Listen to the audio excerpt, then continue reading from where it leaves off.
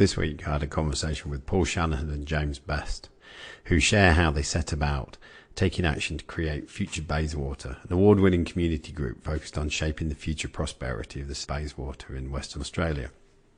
They explain how, after sitting in a meeting, they faced the stark realisation that, on top of the fact that Bayswater wasn't really going anywhere as a community, that most importantly that no one in authority had any real plans for its development, and nobody was really thinking about where it was going, and that if it was going to go anywhere, it fell to them to look beyond themselves and bravely step up and leave their comfort zone and take action to do something, even though, as you find out, it incurred a lot of significant backlash and criticism on many levels.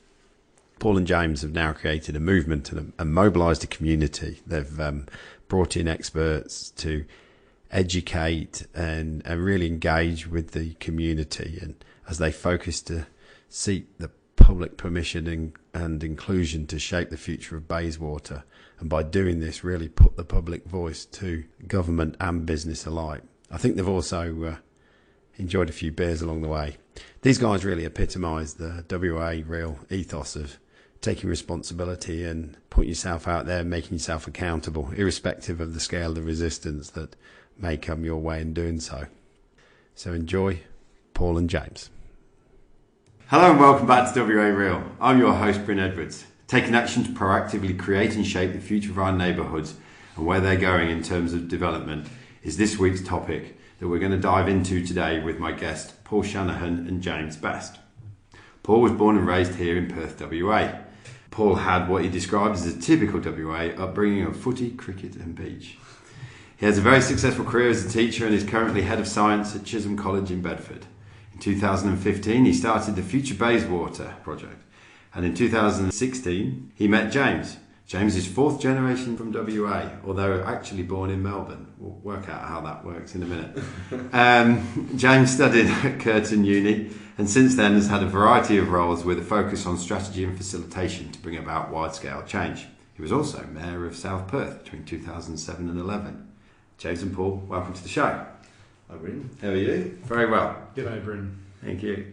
So, as I brought out there in the introduction, both of you have very strong connections here in Western Australia.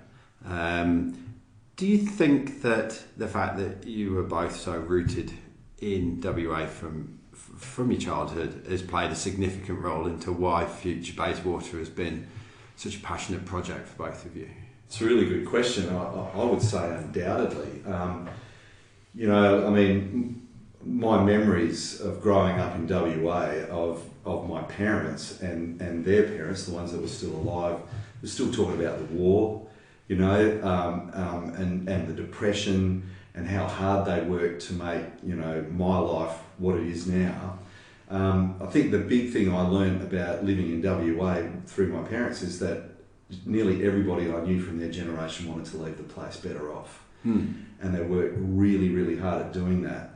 And I guess, I don't know about you, James, but I always sort of assumed that that's what every generation did, that they just automatically left the place better off. So I think about the sacrifices of living in a fairly desolate place. My great-grandparents and grandparents did it, going off to war and fighting. I don't want to get too, melodramatic here, but the sacrifices they made, and the sacrifices my parents made, it was all about leaving the joint better off. So that was role model from an early age? I think so. And with Future Bayswater, what I've noticed, I think this is one of the, I'm sure we'll talk about this later, but for me, one of the driving factors I realise now is that a lot of people in my generation don't share that. A lot do, right, but an increasing number don't. So for me, a love of your locality, a love of the people in the place that you live.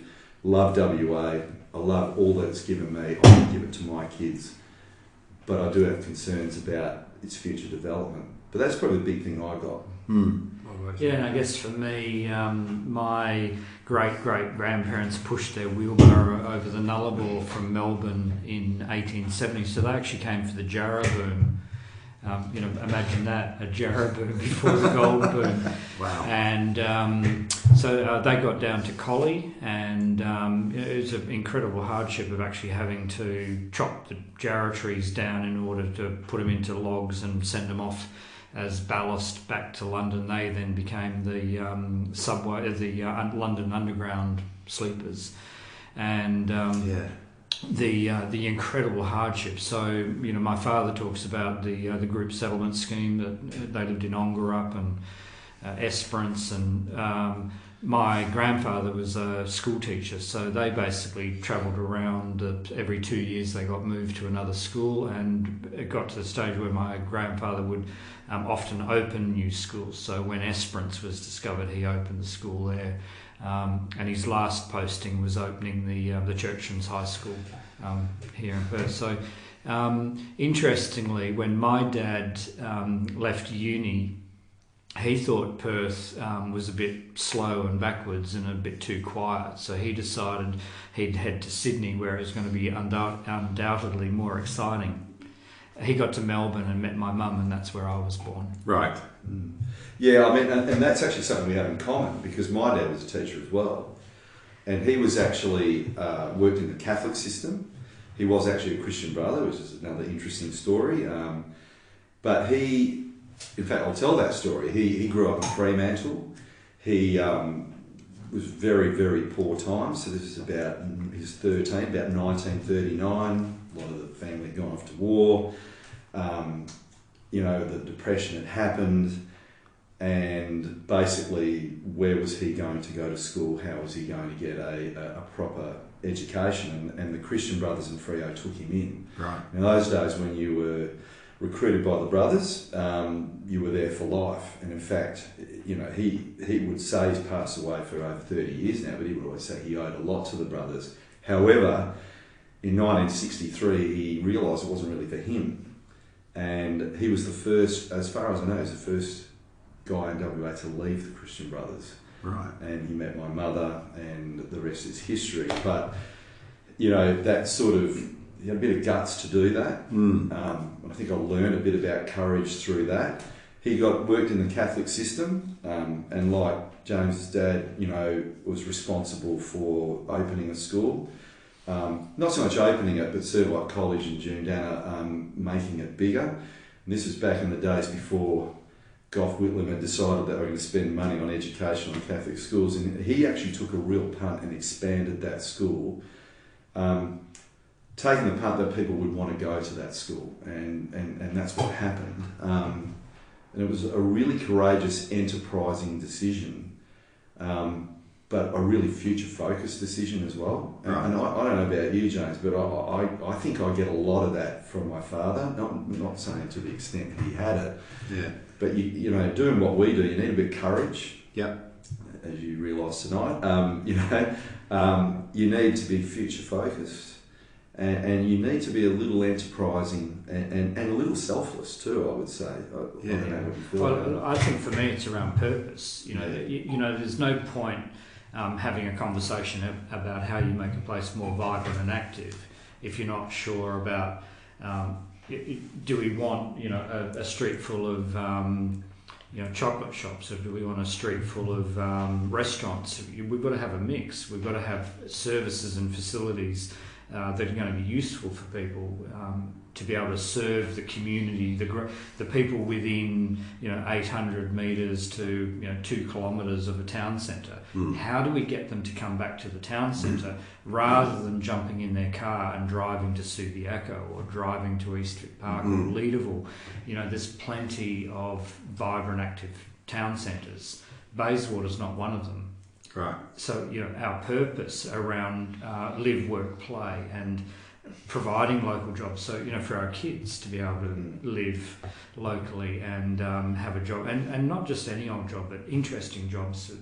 Fulfilling jobs. Jobs are going to stretch our creativity. Stimulating jobs.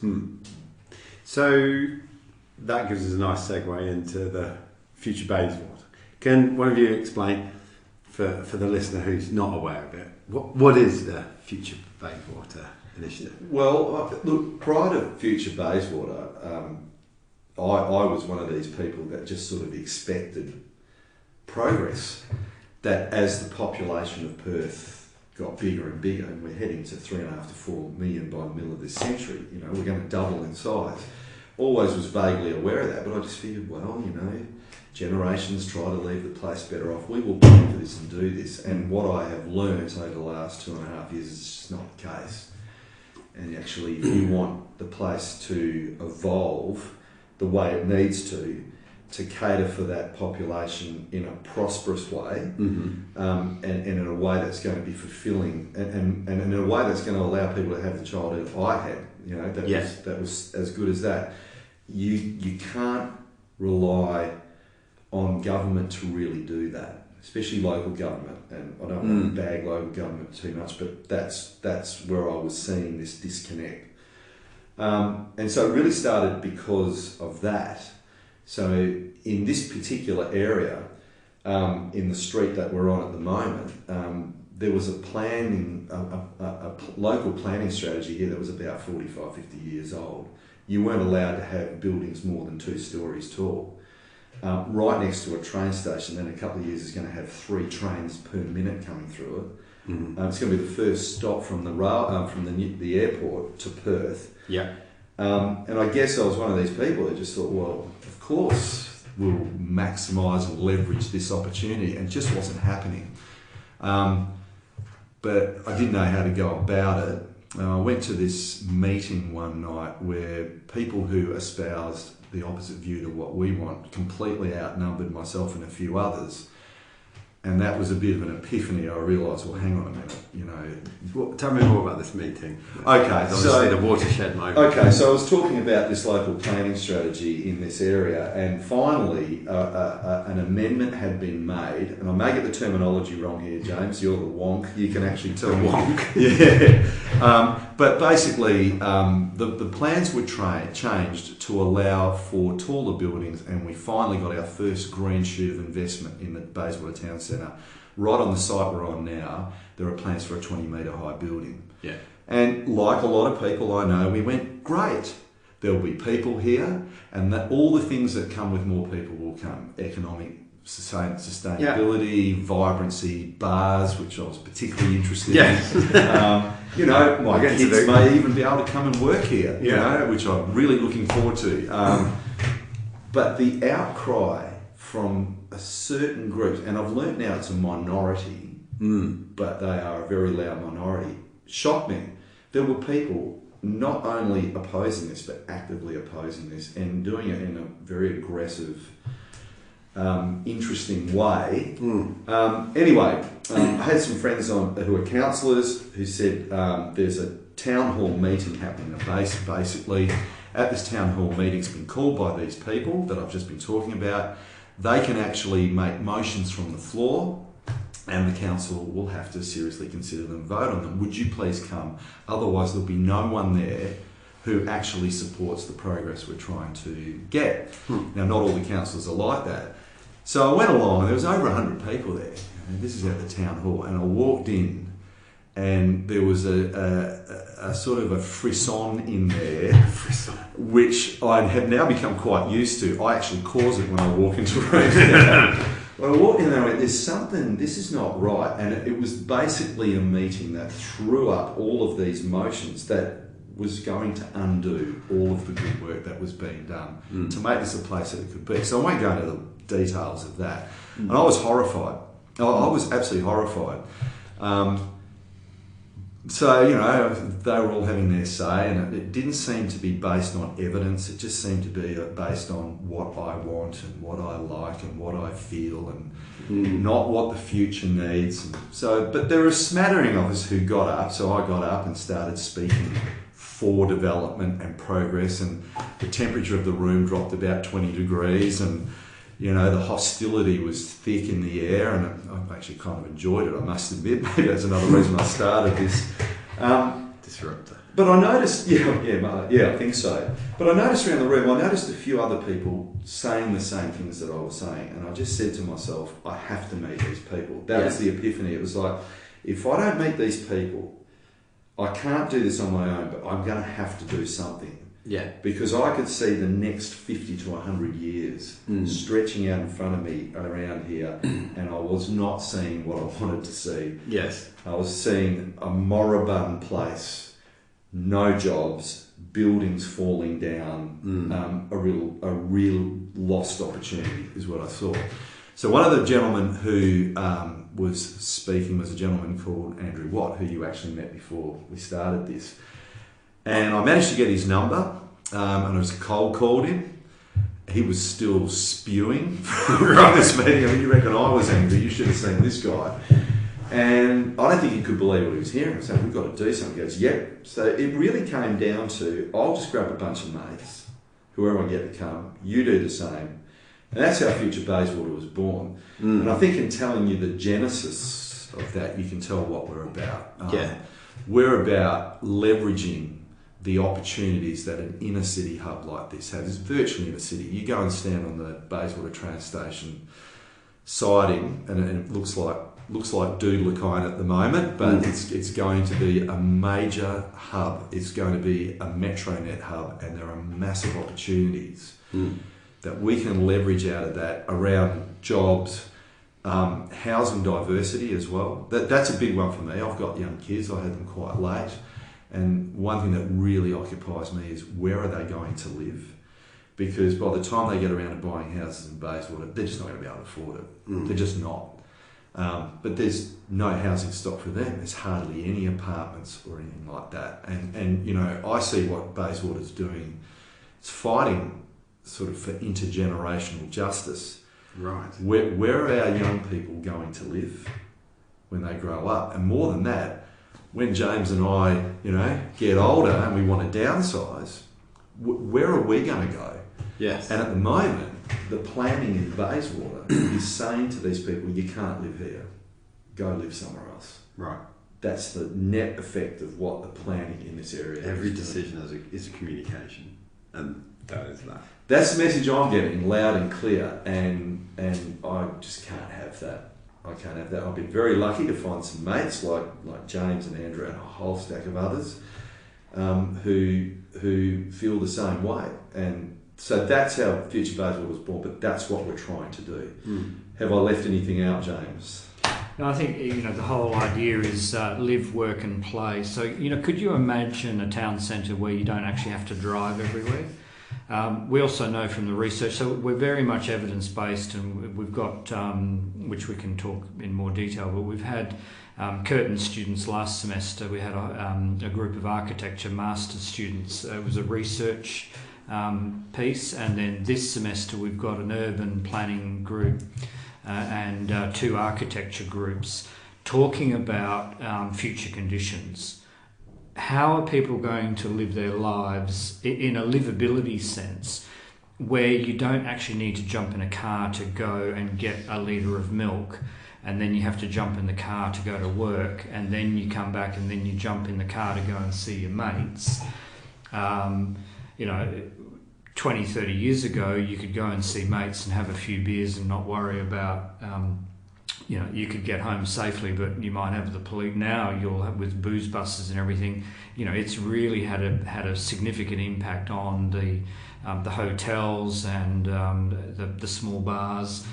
We're now starting, what we're keen to do is see the small bar here in Bayswater where you can walk to it and then walk home.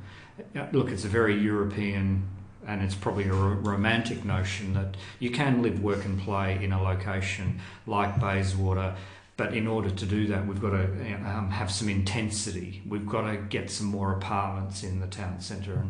And we also know from the research, so we're doing a lot, Professor Peter Newman, who's just won the Scientist of the Year award, is a very big mentor to us.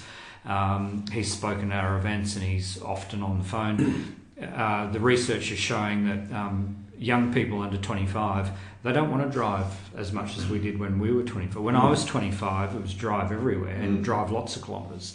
So we can actually measure that there's been a 20% decline in kilometres travelled by under 25-year-olds.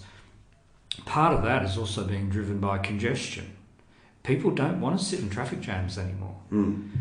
The other thing is, I mean, do we really want a city that's 200 kilometres long? I mean, how sustainable is that? We're now destroying the urban fringe, our biodiversity hotspot, and those, I'm not saying that people can't live out there if they want to, if they have a choice, but We don't think they actually have a choice. We think people are actually being forced out to the fringe because they simply can't afford the inner city lifestyle.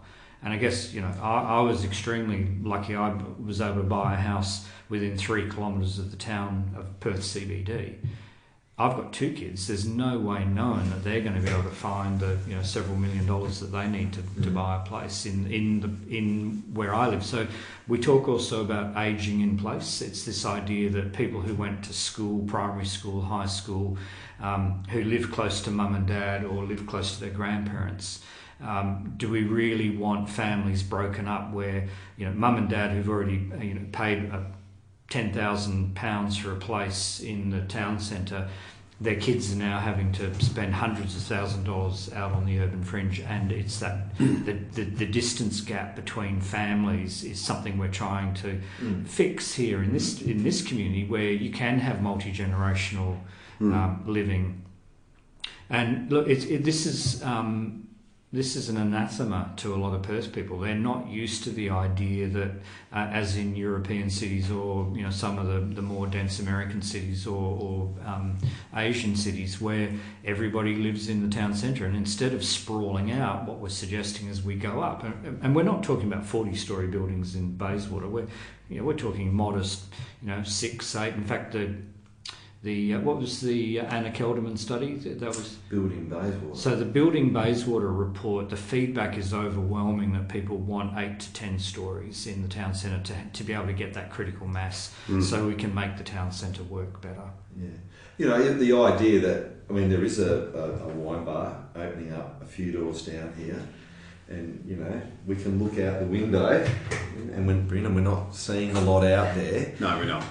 And you would hope that the wine bar would attract a lot of people, and we're really hoping it's successful.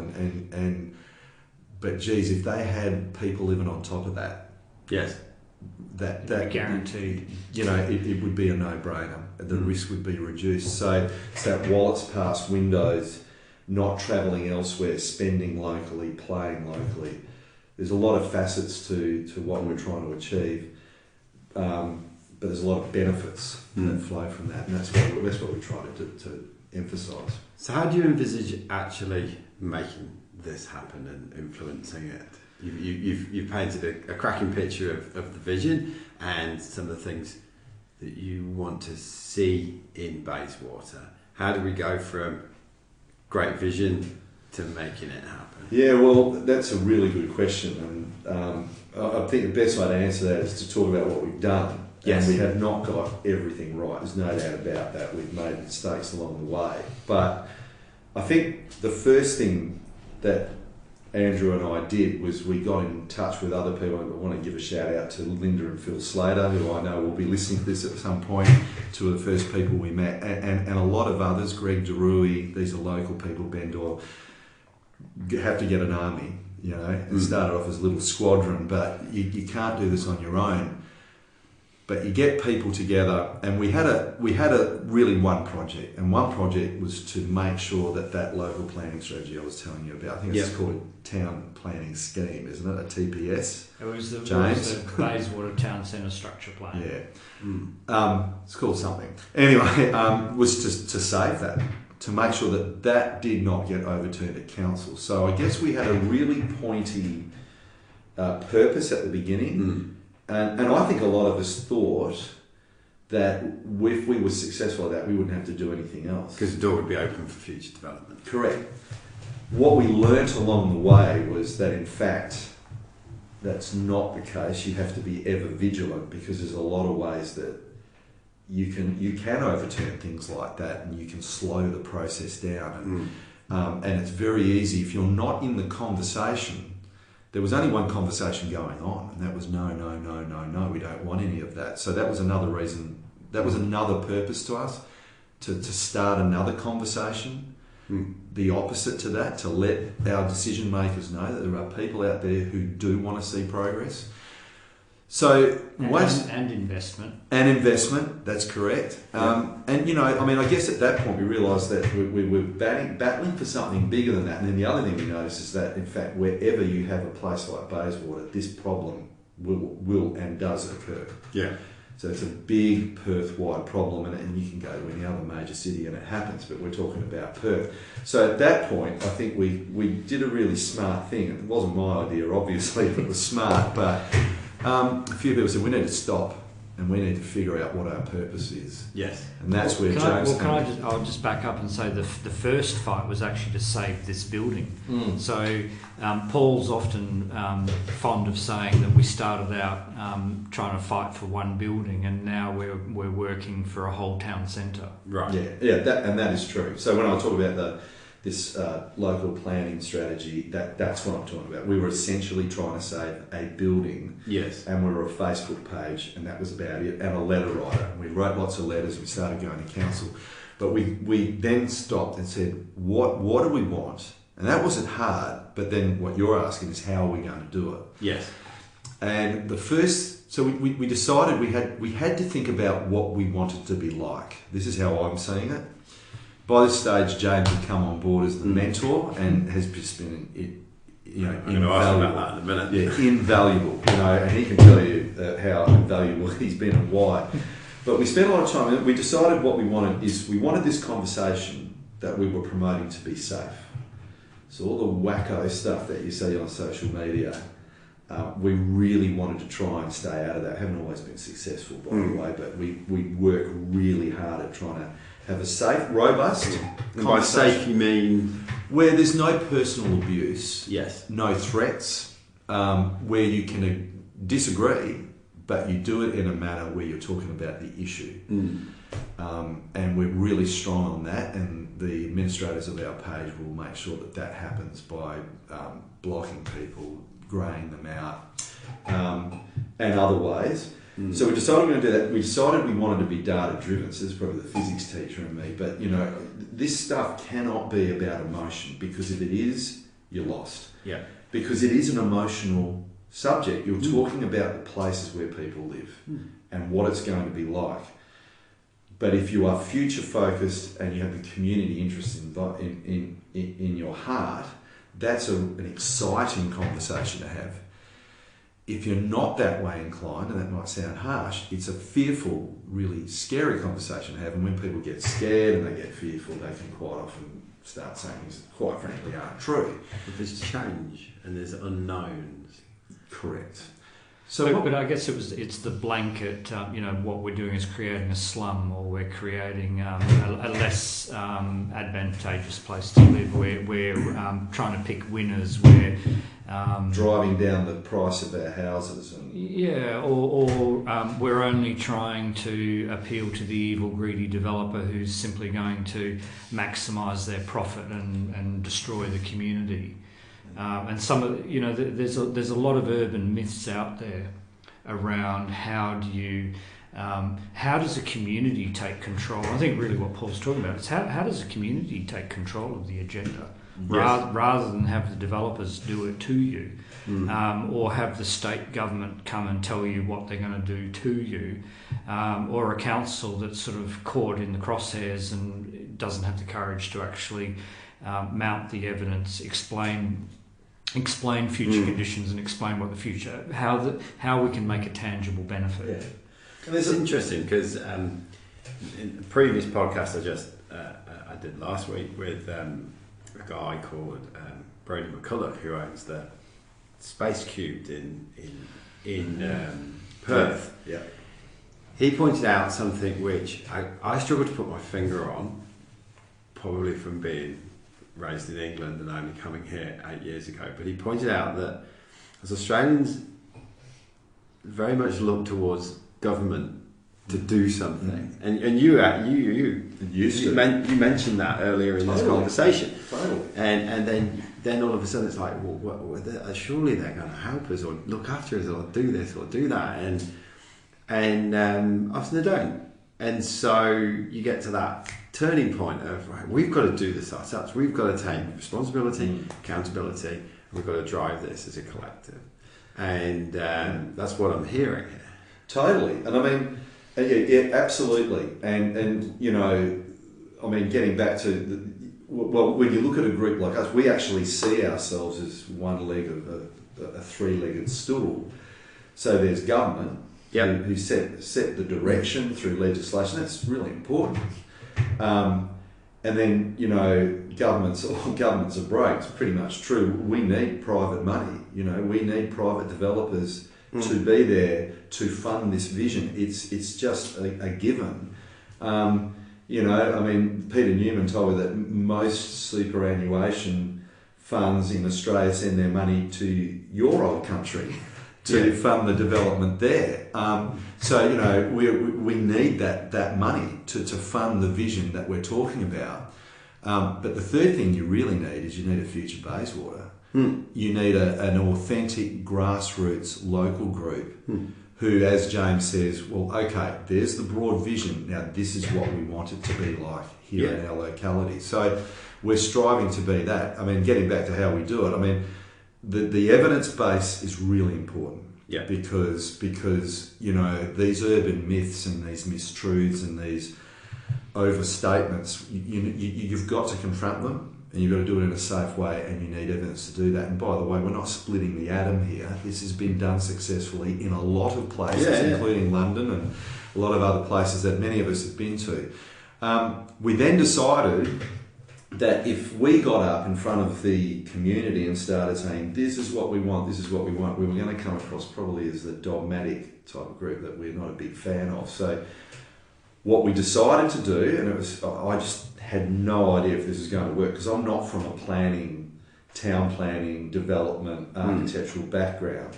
We decided to have a speaker series, because a lot of our group have expertise in a whole range of areas, from education to community engagement, to local businesses, but town planning in particular and architecture. We have quite a few representatives in Bayswater, funnily enough, who live around the corner from us. So they had a lot of contacts. So we had about 8 events. The local pub, the Bayswater Hotel, I want to give them a big shout out.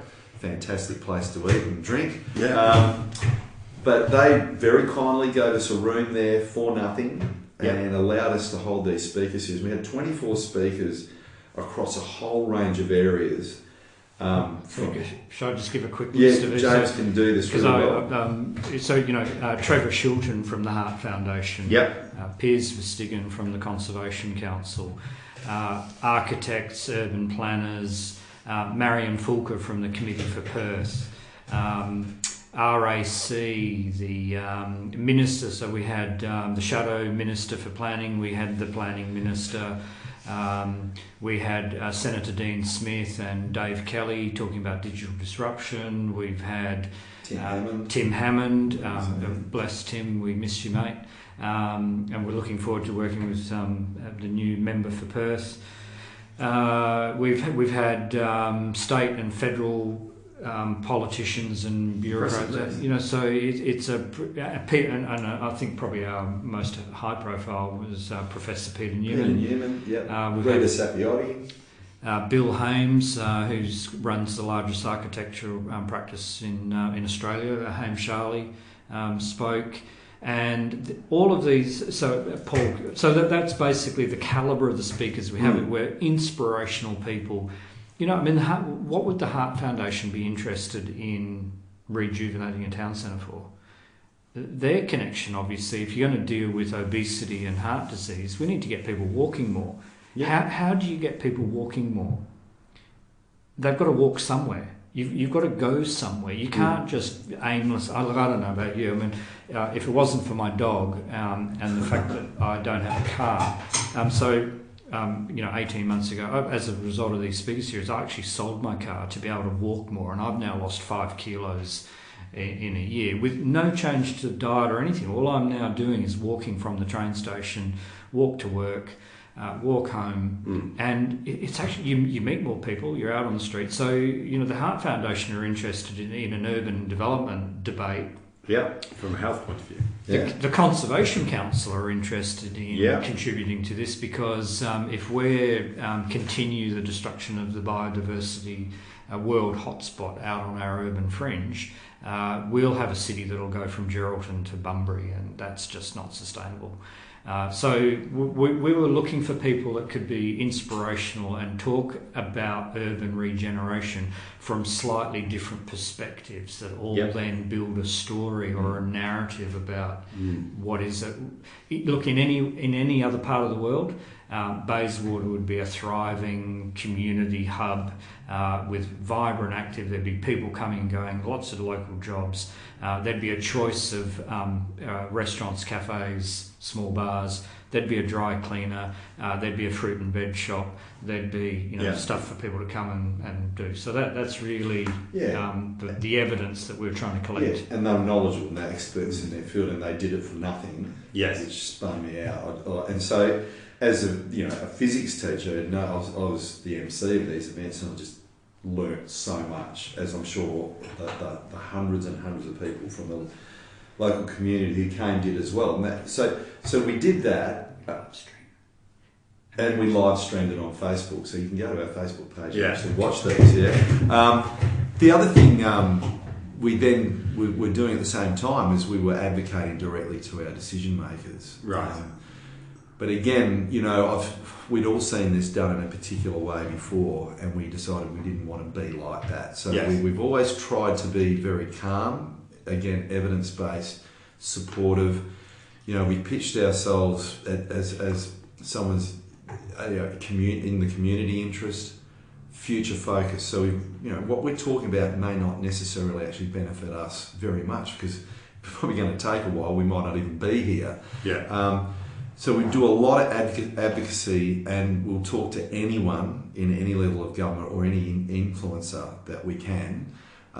James and I are a big fan of just taking a punt, we'll go and talk to this person, see what comes of it. And most of the time something does. You will either learn something, or they'll introduce you to someone else, or they'll get a message which you then hear later on that they've passed on in other forums, which may have some influence. So a lot of advocacy, a lot of face-to-face stuff, a lot of letter writing. 2017 we decided that we would go to the community. So we're sitting in a room at the moment, and you'll notice a lot of butcher's paper. Yes. And that's all from the community, and that's from workshops we've been doing since 2017.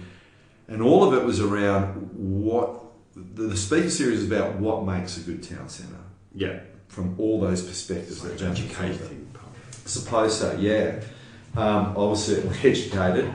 2017 and 2018 has been about going to the community and filling a gap that we can see is there. And it's not community engagement, because community engagement, we've learned there's a difference between community engagement and going and seeking public permission. Right. We're seeking public permission.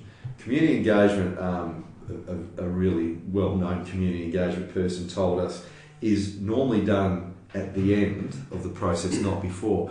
When a problem looms up, local government or others will come to you and say, oh, we've got this problem to fix. And most people will go, oh, didn't even know the problem existed. And that's not true engagement. To us, we could say that that's pretty much what was happening. What we wanted to do was get in at the grassroots level and say, we've got an opportunity here. Talk about the opportunities, talk about the train station, the upgrade that's happening there. This is going to be a MetroNet hub, a train every 3 minutes. Wouldn't it be great to leverage those opportunities? And if we did, what would that look like? So last year was really about look and feel.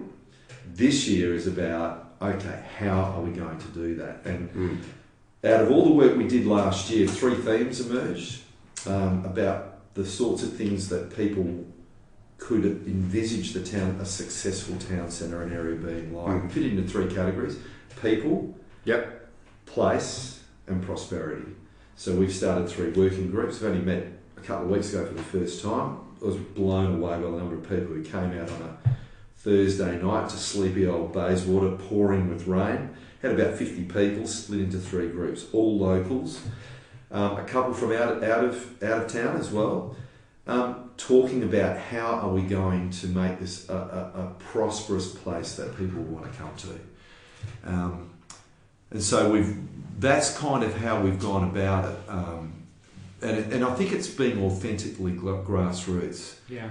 It's being from the locality, and getting the locality to join in ways that it sounds quite serious. We have a lot of fun, and we have events where, basically it's a piss up. There's no doubt about that. I admit that. But when they're here, as they're doing a bit of work, as they're having a few beers, they're doing a little bit of work for us. And I think that's why they keep coming back. So you've got to make the events enjoyable and something that people want to come to. Because I'm a former mayor. And trying to get people to come to a town hall meeting is incredibly difficult at the best of time.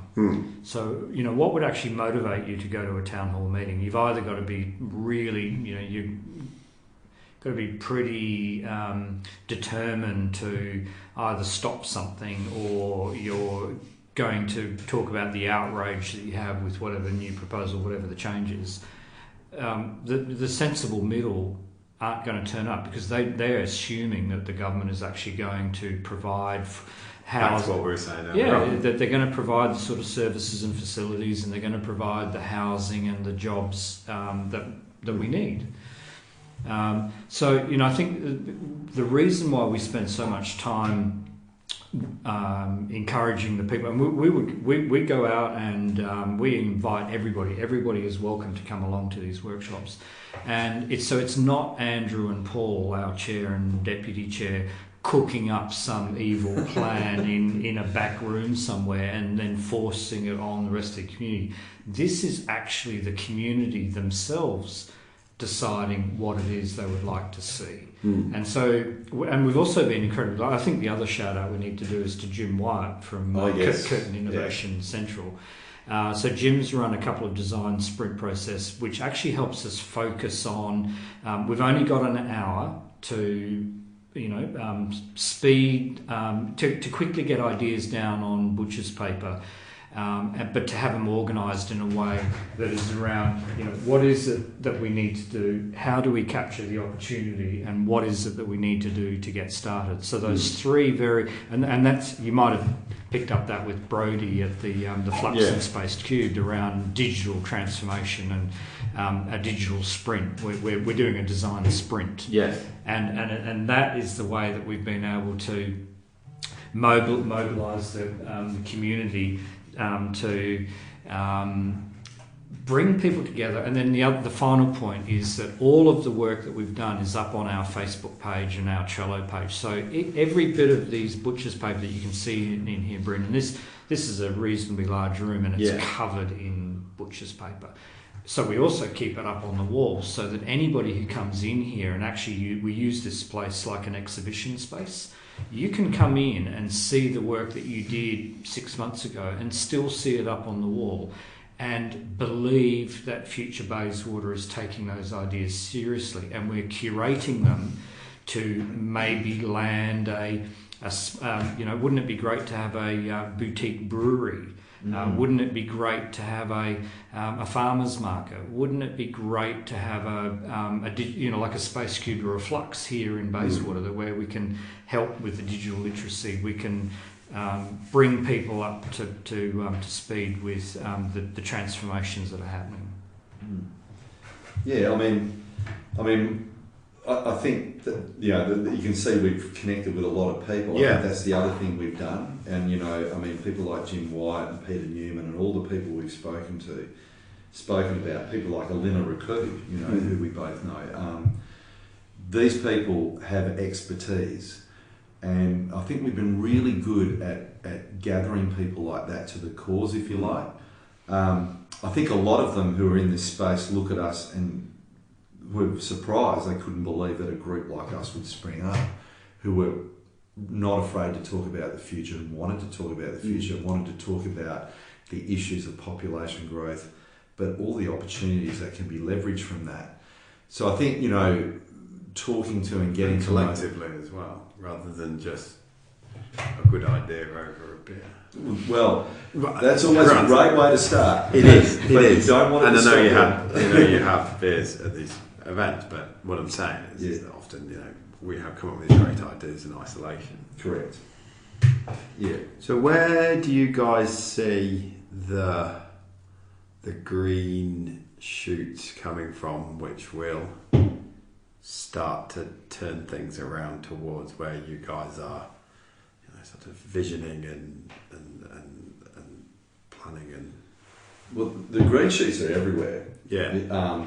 But they are only green shoots. So there's a lot of places. So, I mean, for example, the conversation in Bayswater has changed completely because of our efforts. I mean, it sounds a bit big-headed, but that conversation wasn't happening before, and it's taken a lot of work.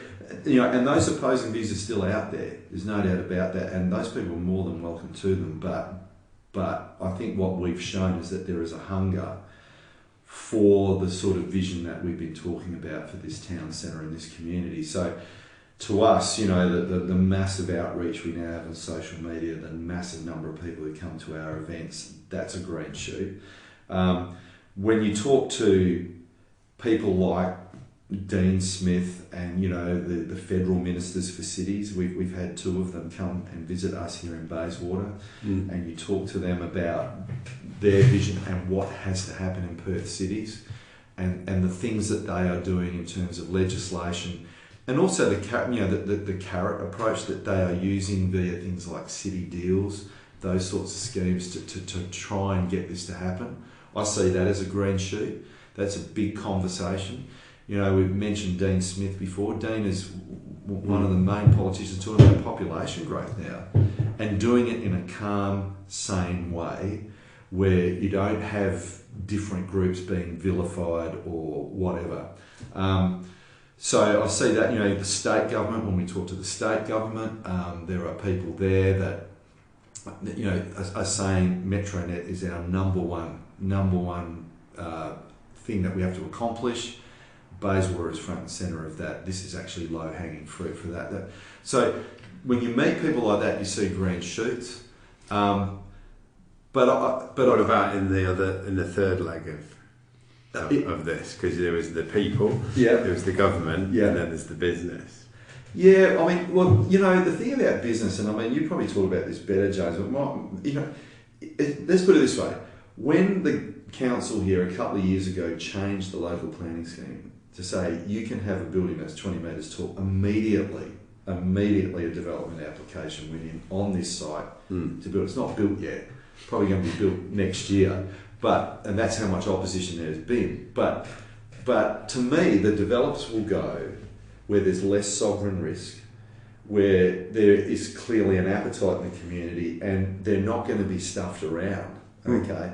And that's where the third leg, us, comes in. And I think that's the other green shoot I see, and I might go over to you, James, is there are future Bayswaters forming in a lot of different jurisdictions now. So there's, Future Nedlands. I was going to ask about that later, but yeah. There are other futures. There are other organisations like us starting up, and we do liaise with them, and I suppose we've been able to tell them a few do's and don'ts. And accelerate their journey. Learn through experience. When we started, we were talking about one building, and that was probably, we put a bit of a target on our back. And also how you bring people with differing views into the conversation so they actually feel completely welcomed and part of it. And we I guess in hindsight we could have been more proactive in. I guess there was a huge amount of shock at that town hall meeting that people would behave in such a manner and have such an attitude that what they're effectively saying.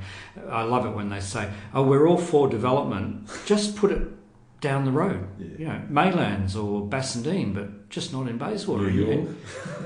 And you just wonder where that comes from. I'll just pick up another point that Paul made on sovereign risk. Some people may not know what that term is, but the challenge that we've got now is that when people who want to redevelop a site are spending more money on lawyers than they are on architects, we're in big trouble.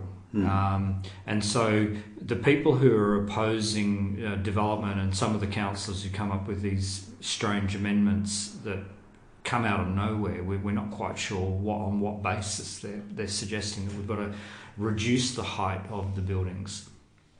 that means that developers need to spend more money on lawyers to be able to, manage the development. It's an incredibly complicated system, from the development applications through to the state administrative tribunal and the development assessment panels, and it can do your head in terms of how complicated it is. This is counterproductive. And it's counterintuitive, because if you were to actually spend more money on architects and good quality design, so you might have heard of the term QUIMBY, QUIMB. It's quality in my backyard. We're talking about really good design, beautifully built design buildings that actually meet the needs of the community. We're not talking about the old 1950s slums or the London council flats that that you might be, that people are familiar with. And then in Perth we gave them really good names. We called it Brownlee Towers. So there was actually a London council flat design out in Canning, and we called it Brownlee. I think what we're also trying to, the other green shoot is to say to the developers, you're welcome, but on the terms that the community decides that they want to see. What sort of quality do they want to see? What sort of functionality? What's the sort of amenity that we need on the ground floor that is going to activate the place? Now, that's a completely different conversation, and I think that's also the green shoot in the development industry, is they're really paying very close attention to what we're doing in Future Bayswater, because this is also going to create a public permission for developers to come in and deliver the sort of standard that we're actually expecting of them.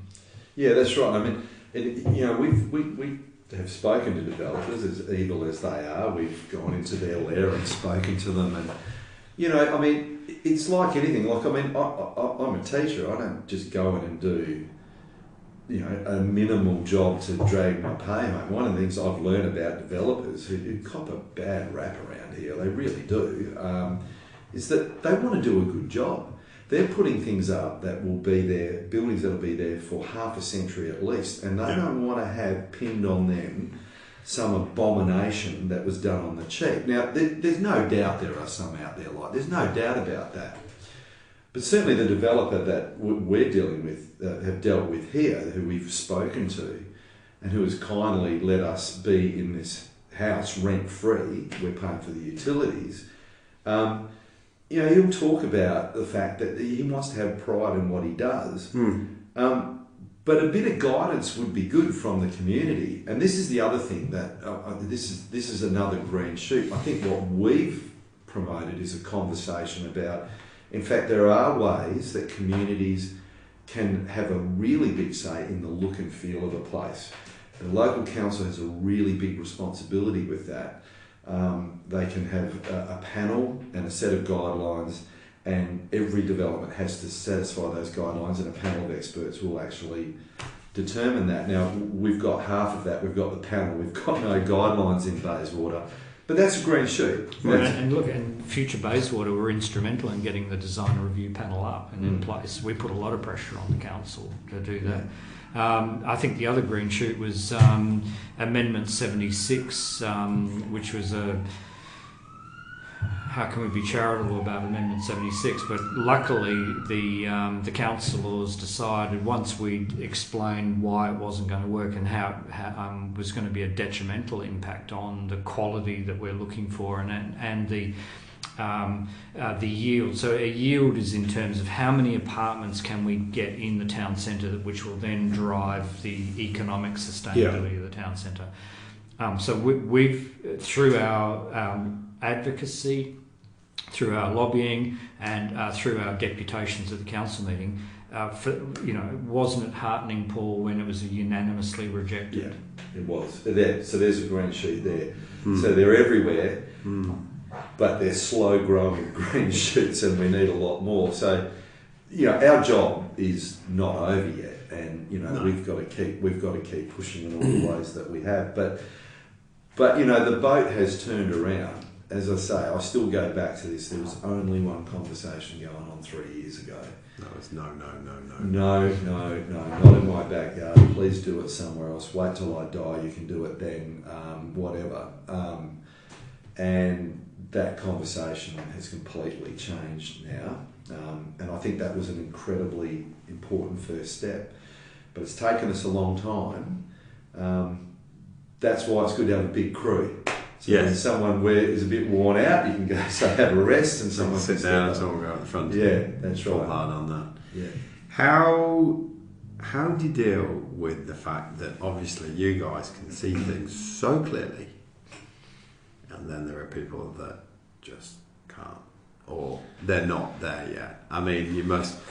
I know you don't do. You don't do public consultations, or you don't do engagements that come at the end of the process.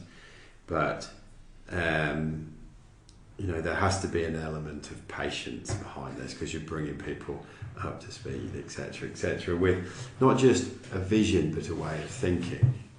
You're opening up people's perspective from, it's not just about today, it's about tomorrow.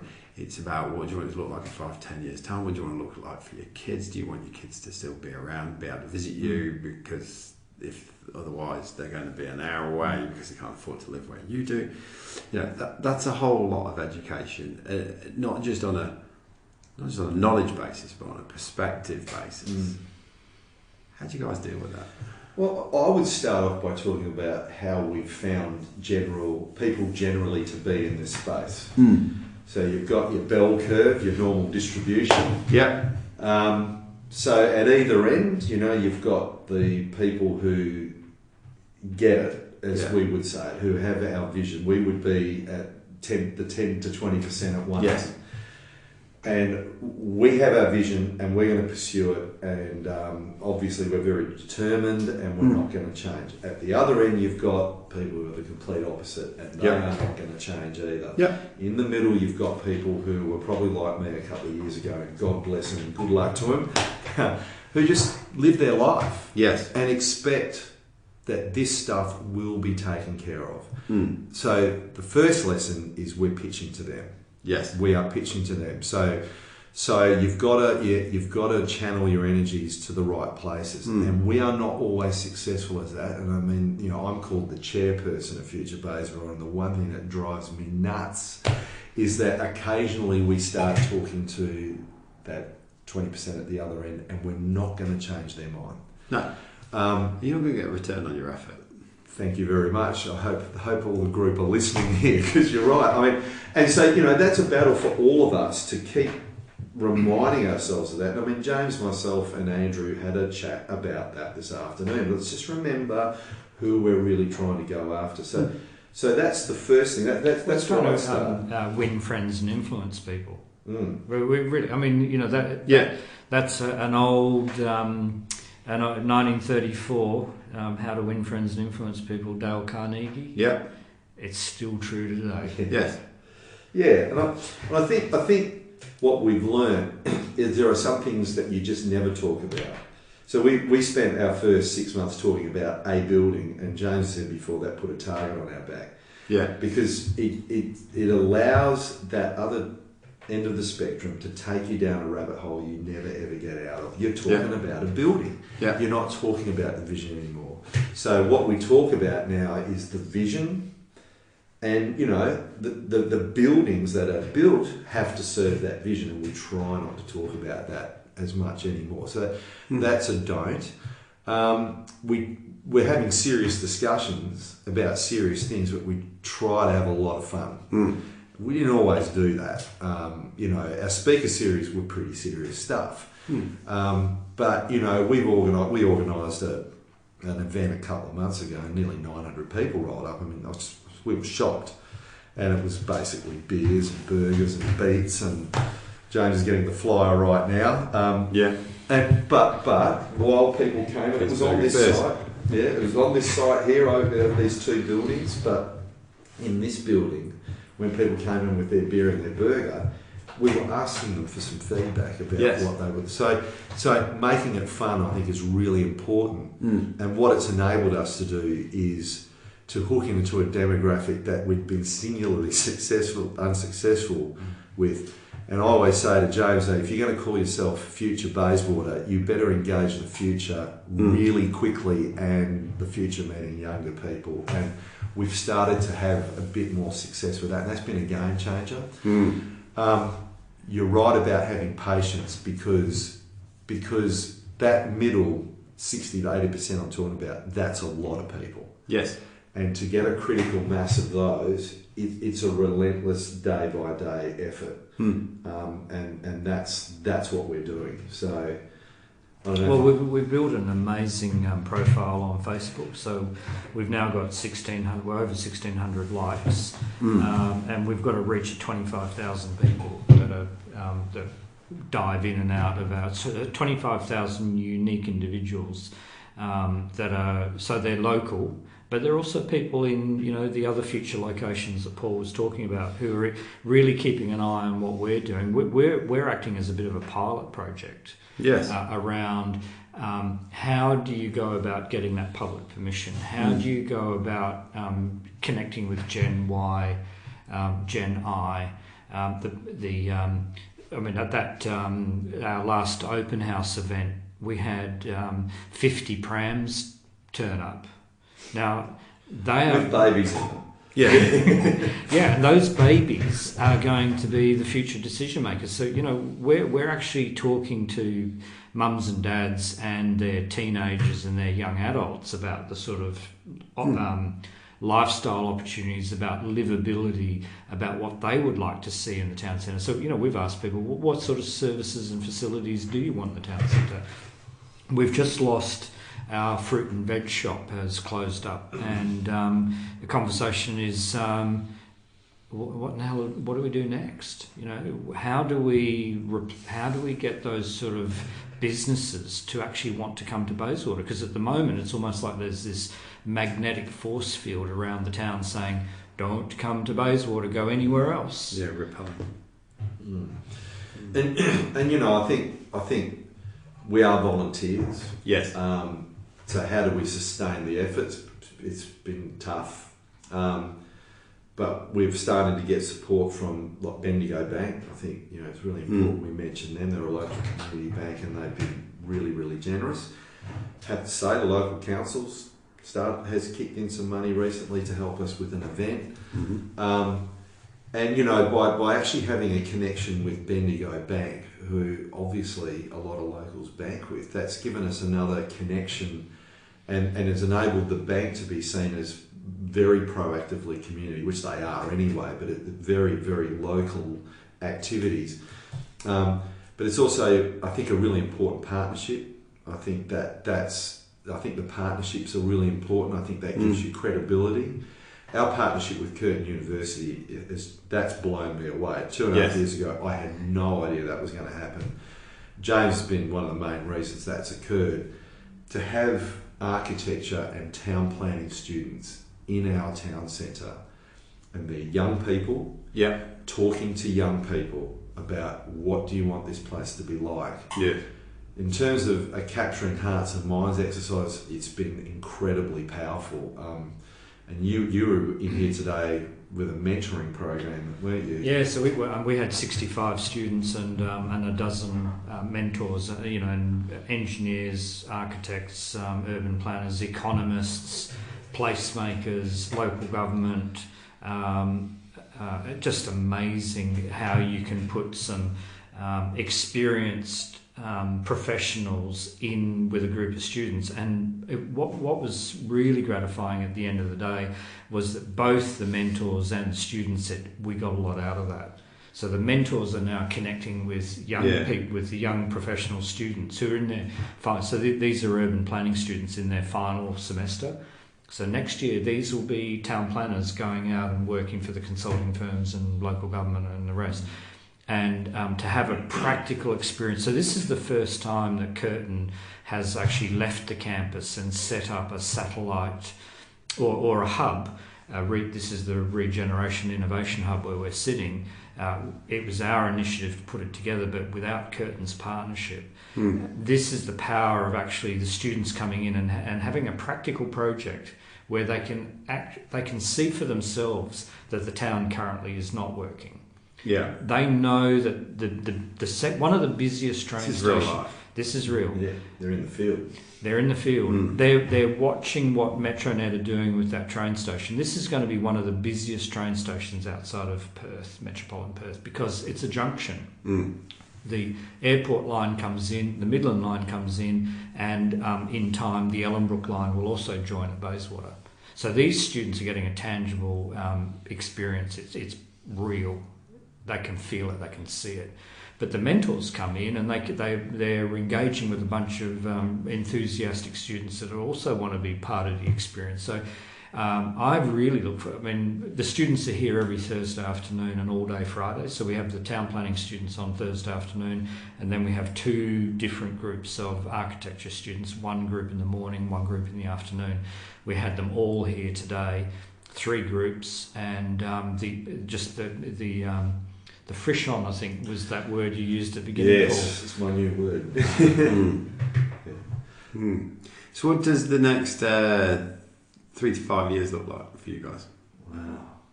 Well, one of the things I really enjoy about Future Bayswater, and not everybody shares this, is it's the unknowability of it.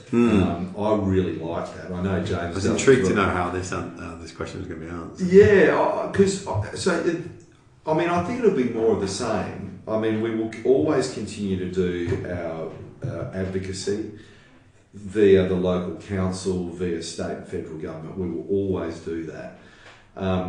And we will keep doing that until, really, I guess there'll be some end point. I don't know what it is, but it's not just about how it's going to look and feel. It's about what's going to be happening here. Yes. And we've started to come across a few opportunities to really think about what are some of the real hardware, nuts and bolts things that can happen in this town centre to bring people in, to make it a place that people want to come to and to drive prosperity.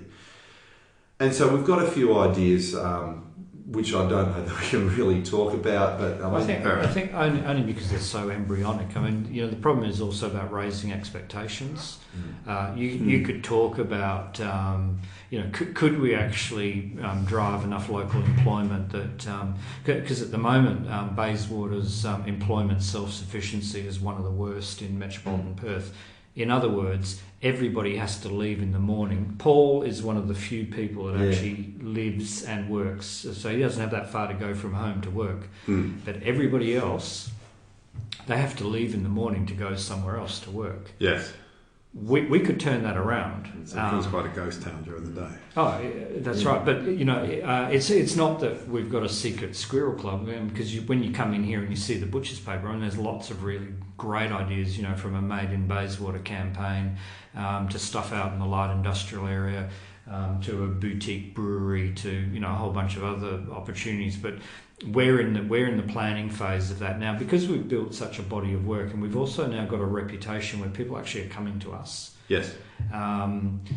To say, hey, here's a great idea. Could you help us socialise the idea, or help develop the idea to the point where we might be able to do something? So we're probably another 12 months away before we and look, it might be 6 months, who knows, but there's a couple of things that we're working on which will actually deliver a more vibrant, active centre. Yeah, and in the short term, in terms of how, the built form in this town, there are a few things that we're advocating for via local government, the WA Planning Commission. So there's a structure plan for this area that the local council has endorsed, and we feel that it needs to be turbocharged somewhat. So we'll be going to the WA Planning Commission to argue our case there. We've done that once before. The next train station down is called the Meltham train station. I actually live near there.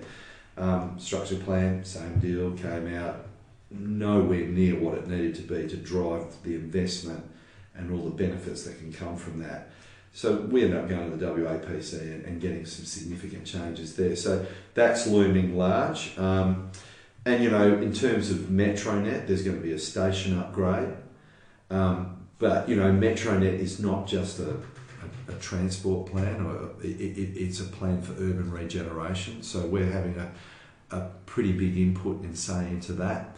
That's because we're on the community advisory group, and so we're on there with a couple of the other Bayswater groups. So I mean, there are specific things in the future that we are going to be obviously working on and are working on, but we're probably on a 90-day survival plan at the moment, right? But for me, it's pretty obvious to me that the things that we're talking about are somewhat in the future. So will we be around in 3 to 5 years? Absolutely. I can't see why we wouldn't be. It's too much fun. Really enjoy it as well. But there's a lot of work to do. But how we're going to go about it, some of that stuff I actually don't know yet. I don't know. But our approach will be the same. It'll be collective. It'll be grassroots. We'll be going to the community. It'll be evidence-based. It'll be around a safe conversation, and that it's more about how we're going to behave, and as the opportunities arise, that's important to me as the chair, because as James says, lots of people will come to us and say, we need help with this. Will you help with this? What about this idea? But as long as we have the same approach, and at the end of the day, what we want is for this place to become a model MetroNet hub, a modern 21st century hub with 21st century jobs. So right back about an hour ago, James talked about the right jobs. As a teacher, it's really important to me. We've got to be educating our students so that they can work in a 21st century workforce. Yes. And that means generic skills. That doesn't mean content. That doesn't mean knowing, the structure of the atom. Well, that's incredibly fascinating. But having those generic skills, critical thinking, being able to work in a team, collaborating, all those things, they're the jobs that we want here. And one of the projects that we're working on is about how we can help facilitate that in Bayswater.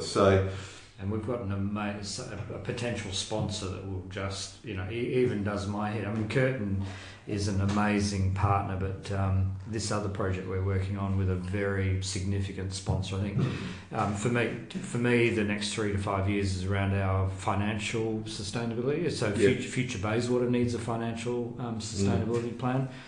We got the power bill for this place the other day, and everyone goes, oh my God, how are we going to find that money to just simply keep the lights on? Yes. So that actually is a very important thing to do. But for me, when I think back over the last 2.5 years, it's just amazing how if we've needed something, we've got it. Yes, we've got it. So we've ridden our luck a little bit. But you make your own luck, and I think if you put it out there, it comes back. It does, and a lot of the help we've had has been in kind, and really, if we were to add that up, it's unbelievable what that would be worth. So, it's a tough question where we're going to be in 3 to 5 years. Hopefully, still alive, still in Bayswater. But I think we can see that there's so much for us to do, because there is a gap there, certainly in this community, and there's a question: if we don't do it, who is going to? And that's the big thing that I'm getting here is that if somebody doesn't do something, then what's going to happen? We can't abdicate to the government. No.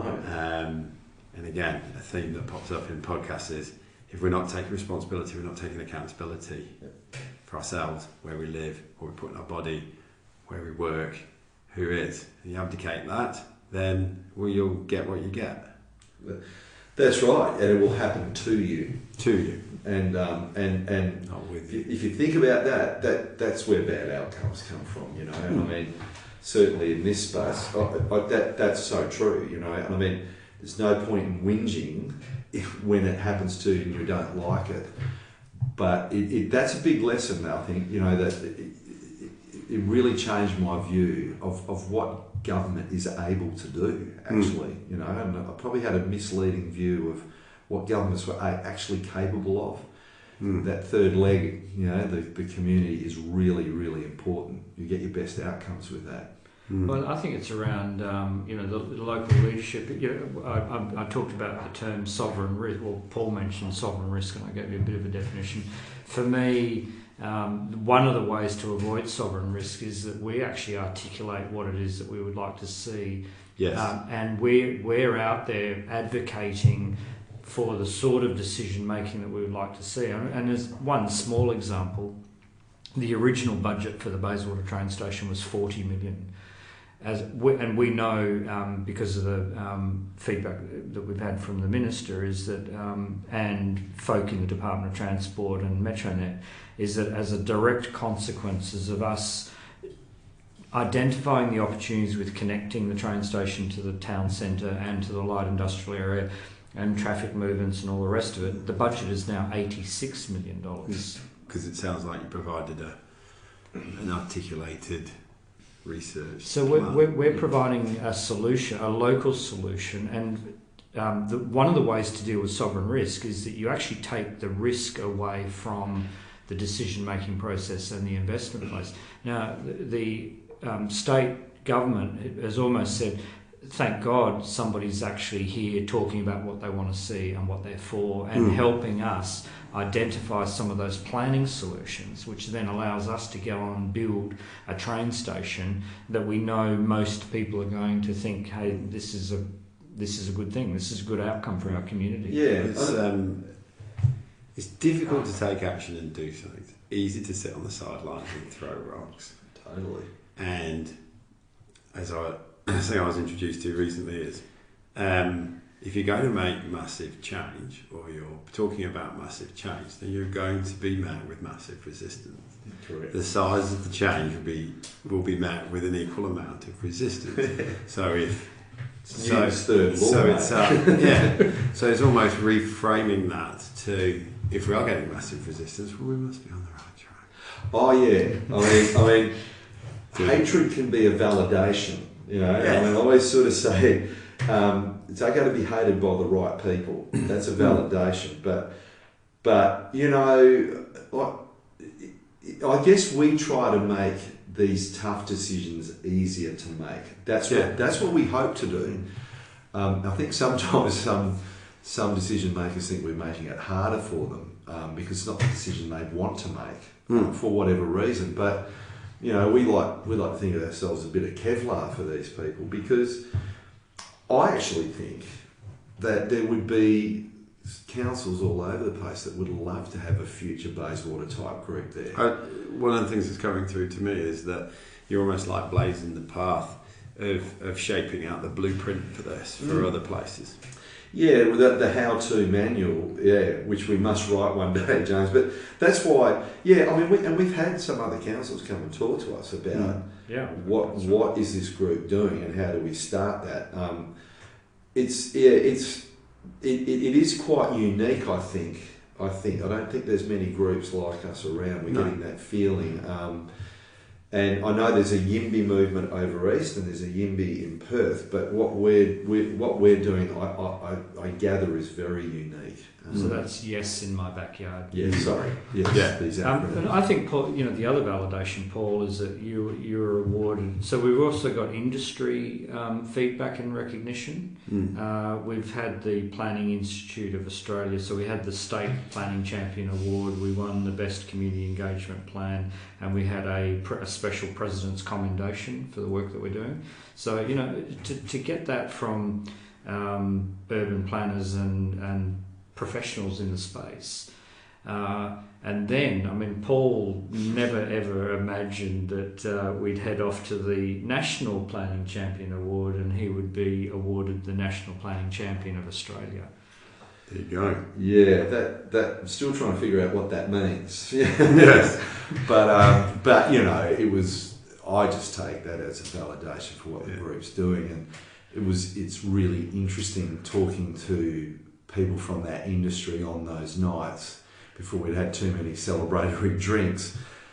Some of them were saying this is a sign, this is a signal that, you know, some of them were actually saying we think we can do this public permission thing, but we might not be the best at it. We need to find groups like you. And to me, that's the best thing about those awards. You know, it's great.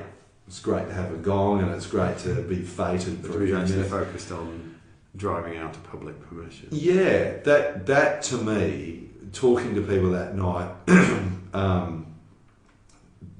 and since, that was, I think, the big message. Now, how much it's being adhered to, that message, I'm not sure. I think, like all these things, that's a green shoot that we were talking about before, and it's slowly, I think, dawning on both governments and that industry that this is probably a good way to go, because if you can get the local community on board, the decisions are just so much easier to make, but the outcomes are so much better with local input. So that's how I look at those. That was a real sort of sign and a validation we're on the right track. So yeah, I think it's really around the process of engaging the community. If you think about the Row 8 decision, and the tens of millions of dollars that was spent on that for it to be turfed out the window. Same with the East-West Connect project in Melbourne. Similarly with the Sydenham to Bankstown light rail project in Sydney, or even look at the light rail project right in the heart of Sydney at the moment. Yeah. Because it is so difficult to win the hearts and minds of the community, to get that political validation, to actually have local leaders with the courage to step up and say, there is actually a better way to plan our infrastructure. Why can't the community identify what it is that they want to see and how they want it to delivered? Yeah, I guess the challenge. Sorry, go on. Well, and then it actually makes it easier for. So then it takes political risk away as well, because you're not having the Parliament having to dissect the good and the bad. Here we've got a community that's actually gone through a process of saying, yeah, within itself. Yeah. I guess the challenge would be that you guys have organically come together. So yes. There is no outside influence. You've organically created yourself as a node, and a node that's worth listening to.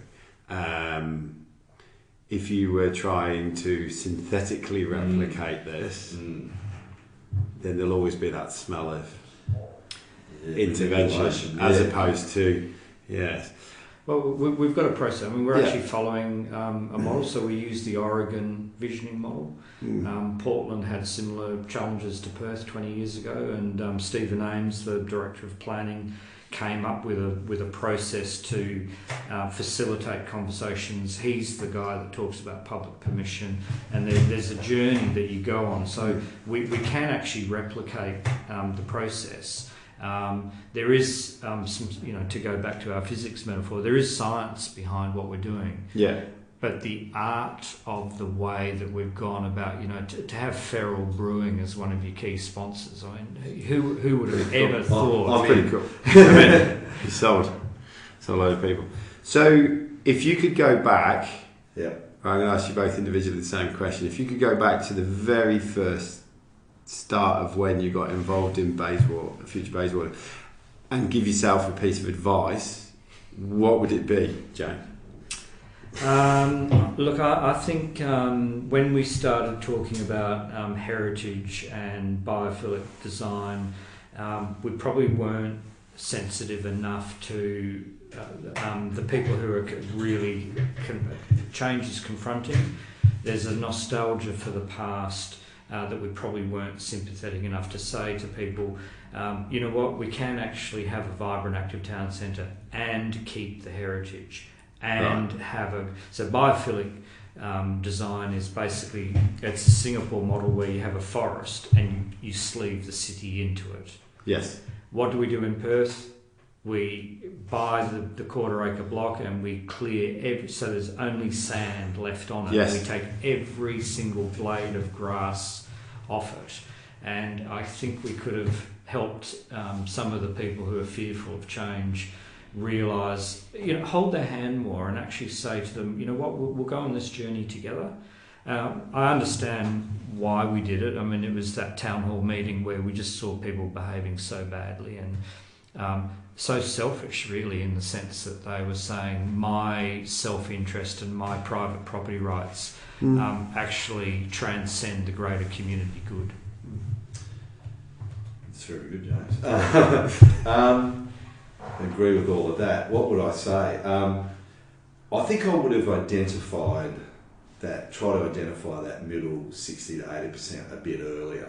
Yes. Because, not only did we make a mistake by talking about a building and going down that rabbit hole, we did sort of expend a lot of energy trying to convince the unconvincible.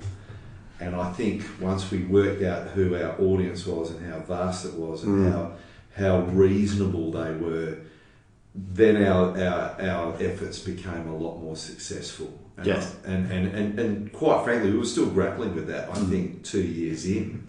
And it's only over the last 6 or 7 months that we've really started to break that. And now when we sit around the table and have our board meetings every couple of weeks, it's not just people with hair the colour that James and I have got, which to your listeners is of a grey hue. We have all ages, and I think I would have spent a little bit more time doing that. I mean, one bit of advice. Business, this would be called marketing. Just pick your mates very carefully and pick your audience very carefully. Bit of market research. But that's the beauty of the journey. Yeah, that's it. And one bit of advice I give to any group out there that's in this space, and we did do this. Come into this in a minute. Go on. Yeah, be non-partisan. Yeah. We've got across around our table, we have every political hue from left to right and in between. And we made a decision very early on that if we became partisan, on a day like today, for example, if you are following a particular party, you could become irrelevant very, very quickly. And that would be a bit of advice that I would give. And that's been a really successful thing for us. We've been able to get our feet under the right tables by doing that. But for me personally, changing that, I think knowing who you're talking to, who you need to talk to, is very important, because then you don't get into the arguments that you can never win. Yes, because then you can exit them really quickly. Yeah, I think that's what I would, to my slightly younger but still really old self, that would have been the advice I would give. So, what are a couple of things you've learned about yourself on this journey? Wow, that's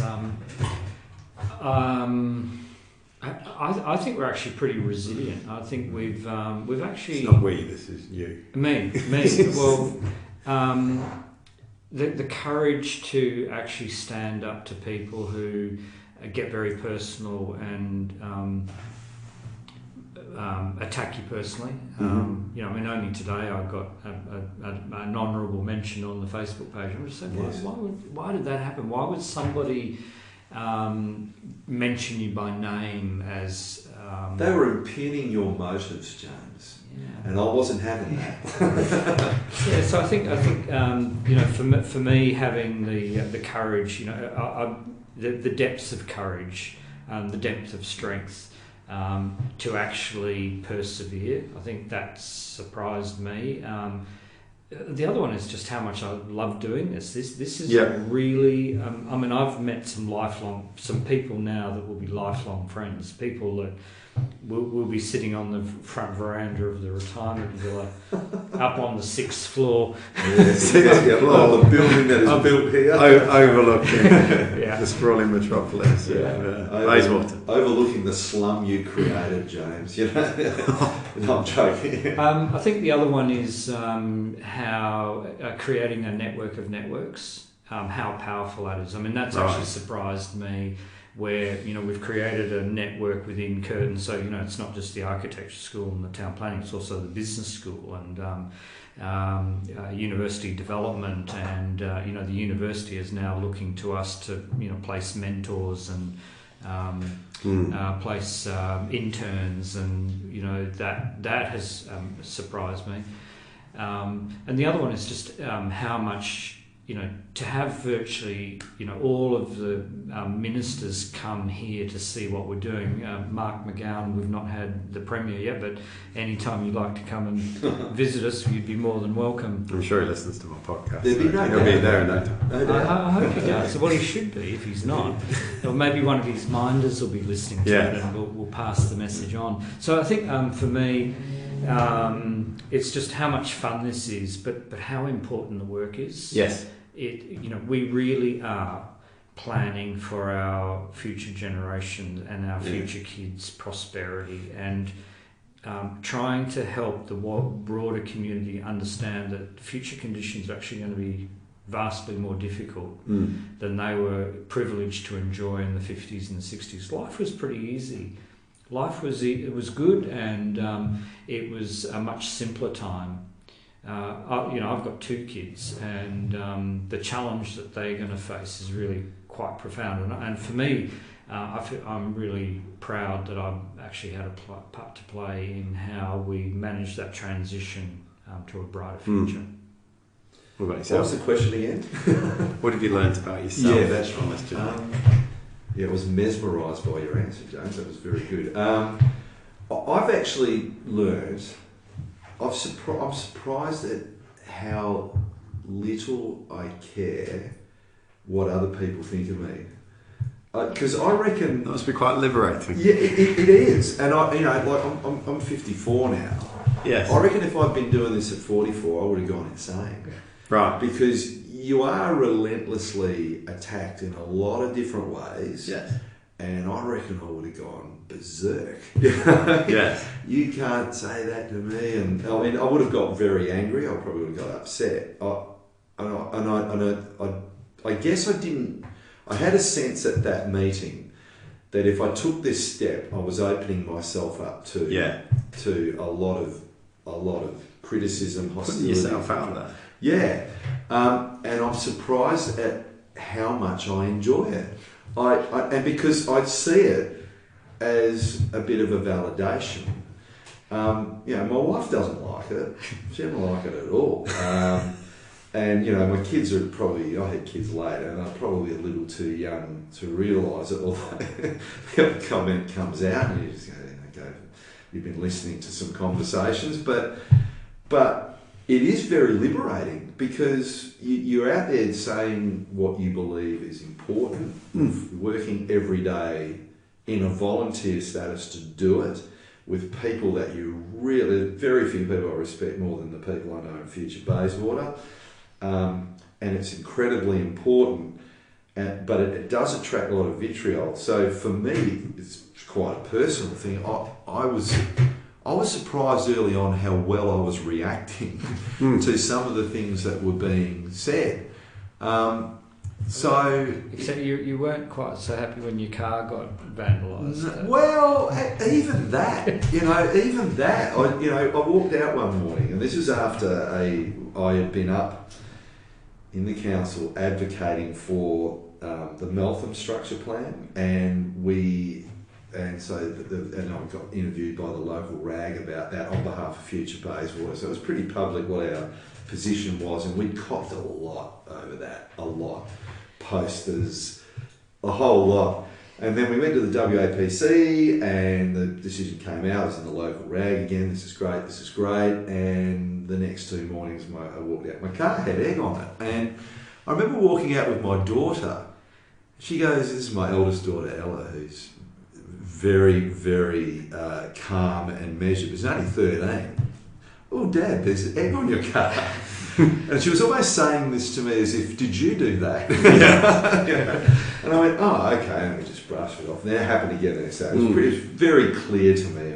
I know what was happening. But even that, I was really amazed at how calmly I took that.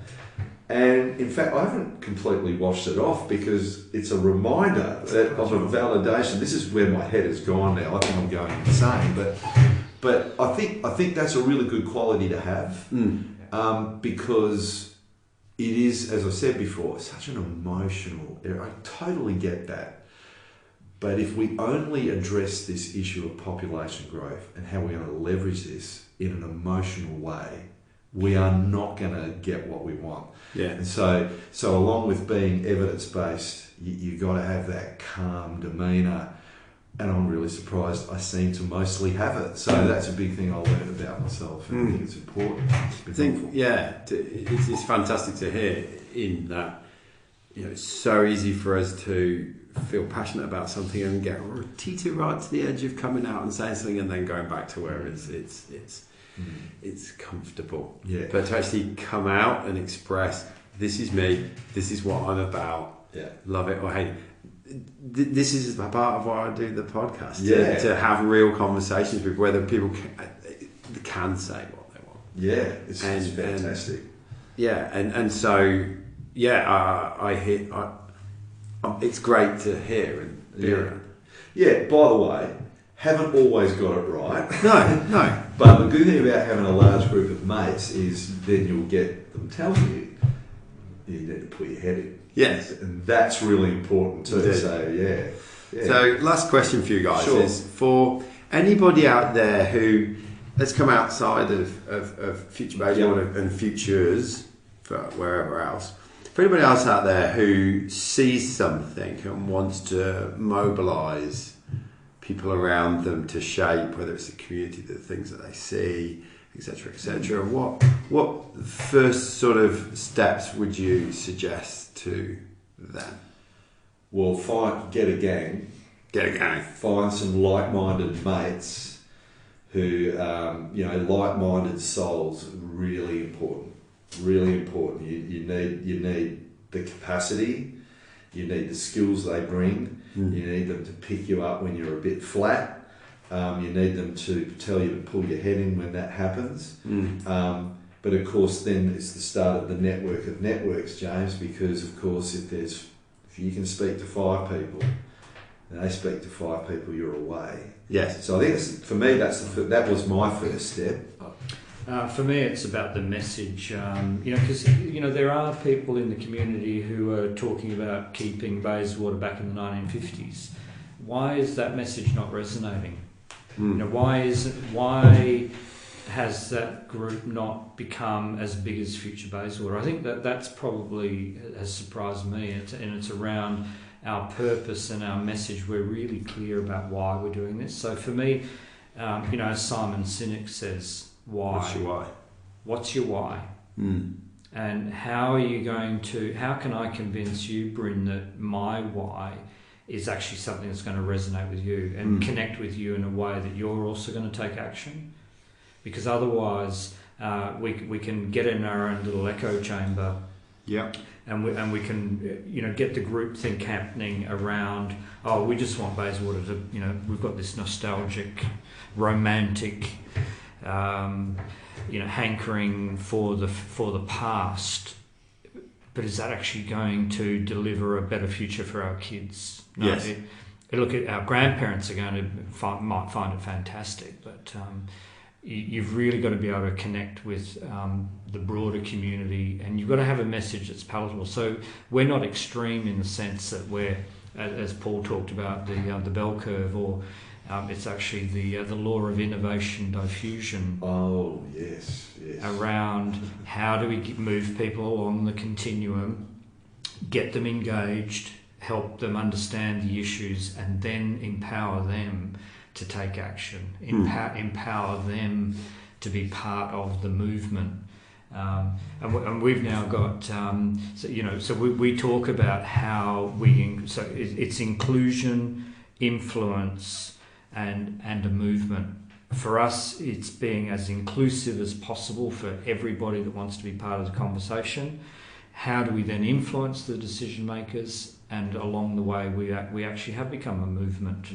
Yeah, we have. By the way, our grandparents would not have expected Bayswater to be as it is now. That goes back to my point before. I actually think my grandparents and my parents are probably more progressive than a lot of people my generation, because they expected things to just keep getting better and that the community would make that happen. I'm convinced of that. So, but yeah, you're right. It's a movement. There we go. James, Paul, it's been a fascinating conversation. It's it's been my first podcast with 2 people, which has been congratulations. Thank you very much. Yes, Visual very experience. well. Yes.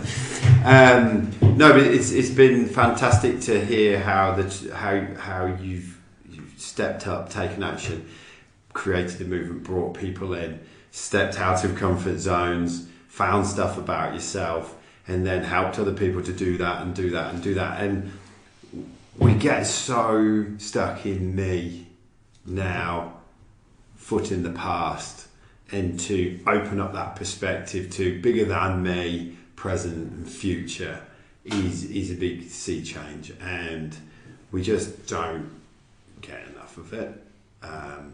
It's part of the reason why I created the podcast. Yeah. Because I just got tired of it. I just want to talk about now and going forwards and doing great stuff, and it's great to be around your energy and to hear it. And I wish you well on your journey. And to you and your podcast, it's sensational. Can I just ask you a quick question, Bryn? For sure. Yeah. So how did you find out about Future Bayswater, and had you heard about what we're doing before somebody obviously said, "Hey, you need to go and chat to Paul"? How did that come about? But it was through Alina. Yeah. Yes. Yeah, great. Yeah. So, another very interesting person. Indeed, who's been part of your speaker series. Great mate of ours, and if you want an innovator and a disruptor, there's one right there. So we've learned a lot from her. So thanks, Alina. It's been great. Guys, thank you very much. Thank you, mate. Cheers.